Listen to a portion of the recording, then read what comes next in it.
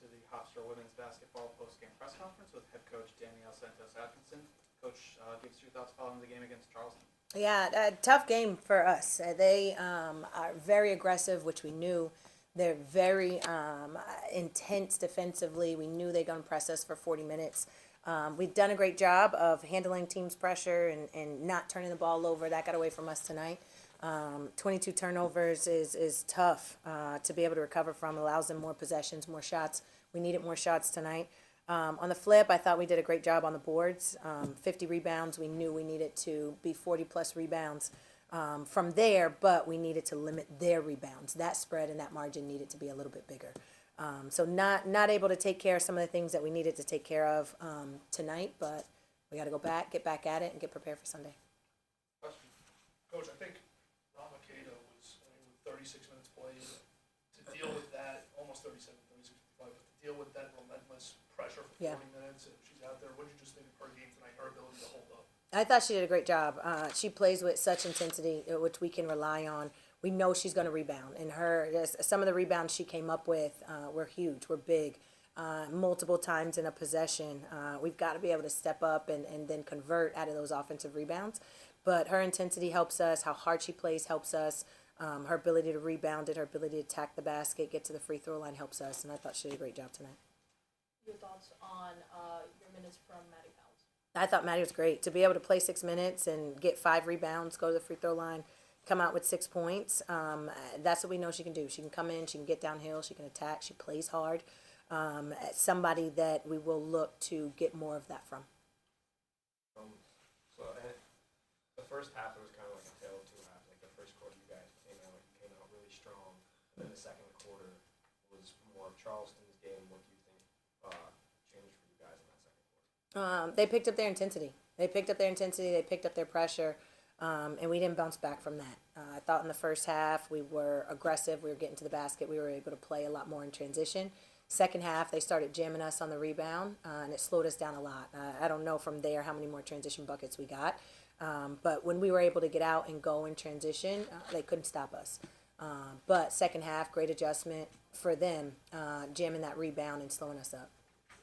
I thought the play of the game for you guys that just summed up your team was actually one you got called for a foul midway through the third. It's a 3-possession game. Janaya Fargo runs full length of the court, diving effort. She gets called for a foul there. But when you see your players playing that way, you got to walk out of here feeling at least good about their mindsets, right? Yeah, absolutely. The thing we've been talking about is we've got to be relentless. It's got to be 50-50 balls, loose balls. We have got that competitive effort, shows us that we're competing.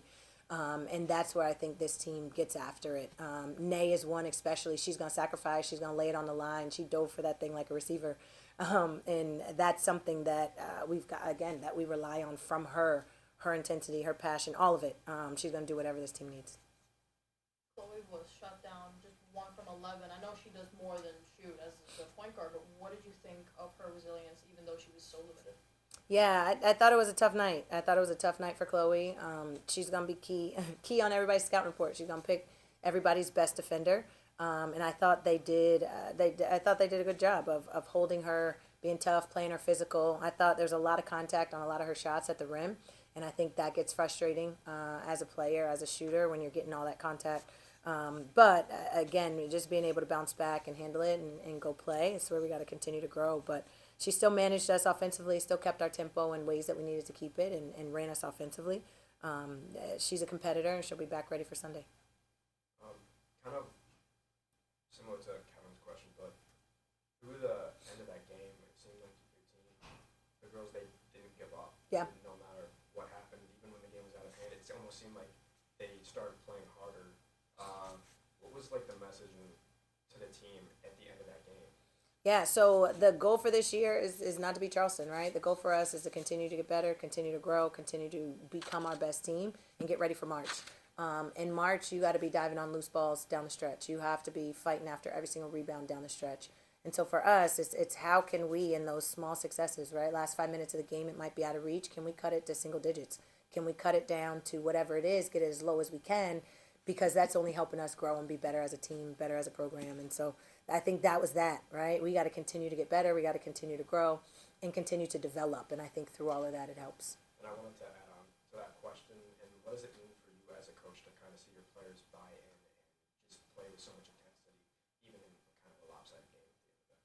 You love to see that as a coach, right? Because you know in the long run that's going to pay off. I feel like in some of our non-conference games, again, through some of those losses, we still grew and we got better. And so if you have a team that's willing to do that and during a double-digit lead, couple minutes left in the game, then that's the growth that we want to see. And we just got to keep doing that as a team, continue to get better, but you love to see that as a coach.